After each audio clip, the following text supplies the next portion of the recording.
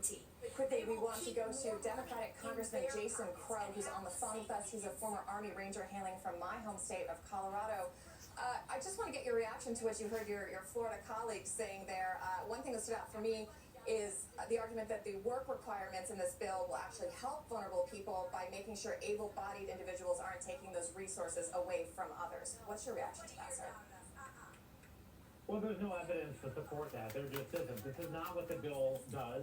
What the bill does is take away health care overall for 16 million Americans. It out of the health care system by removing those Medicaid benefits. So think about this. There's a lot of Americans that do have people on Medicaid, friends, family, loved ones, and they're going to be hurting. This is life and death.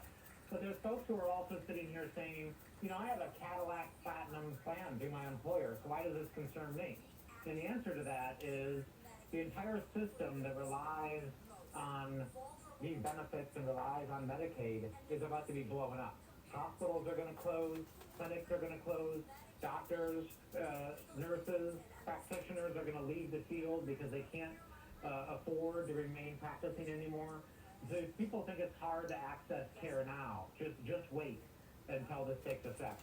And then you see, Byron Donalds actually just gave a textbook description of trickle-down economics.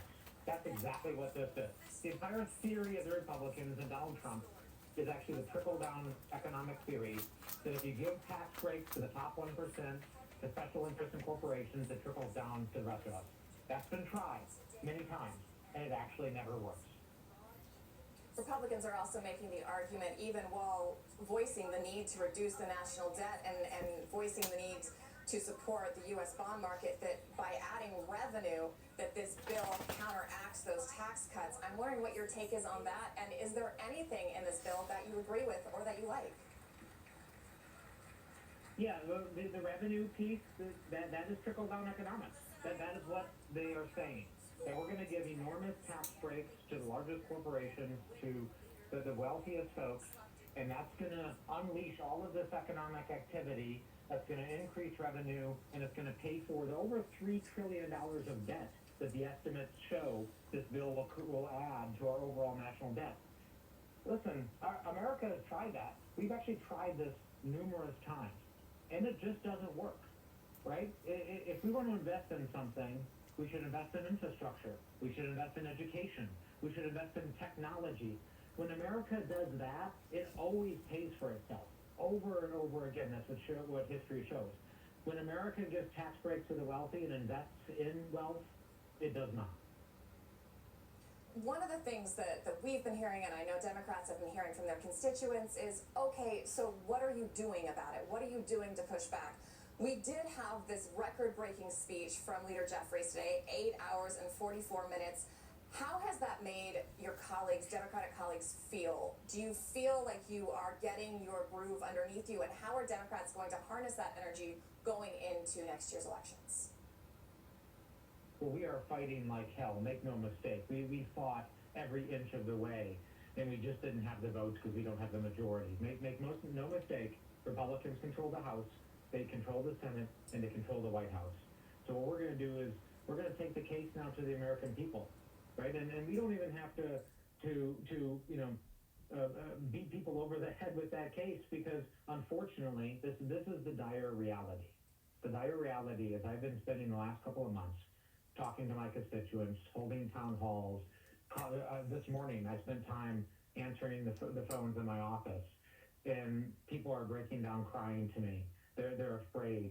They don't know what to do because they have kids with disabilities. They have loved ones that need insulin. They are about to lose that, and people are afraid for their lives. So Democrats are going to find the path forward. We're going to propose legislation and solutions to fix this, and we're going to take this to the campaign trail, and we're going to make Republicans own it because they did this. Now, some of these cuts, rather strategically, are not going to go into effect until after the midterms. Are you confident that constituents, Republicans and Democrats alike, are going to be feeling the impact of this bill before then, and enough to maybe change hearts and minds before they go to the polls? Well, delayed cuts is actually not how the economy works. It's not how healthcare works. It's not how the world works. If you're running a large business, if you're running a hospital, if you're running a healthcare system, and you know that, in a year or 18 months, service you're providing, a hospital that you're running, a healthcare group that you're running is no longer going to be solvent, are you waiting around for that to take effect? No, you're not. This has been a massive signal to the market, to the healthcare industry, to businesses across the country about what's coming, and they are going to immediately start responding to that. So unfortunately, the pain is going to be real, and it's going to come much sooner than anyone expects. And that's why, Democrats are standing by to stand in the breach and provide whatever support we can to our constituents. And then we're going to go and we're going to win, and we're going to try to fix this. You saw we had those 2 Republican nay votes, but ultimately, of course, the bill did pass. But there was a lot of opposition to this bill, especially among those self-identified fiscal conservatives. Even the Freedom Caucus had some issues with it. Why do you think they ultimately fell in line? Is the fear of repercussions from Donald Trump so great that it basically makes it untenable for almost any Republican to stand up to his agenda at this point? Yes, that's exactly what's happening here.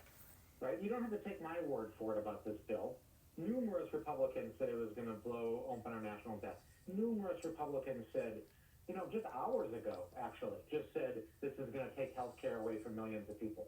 Numerous Republicans pushed back on the cuts to the energy subsidies for renewable energy production.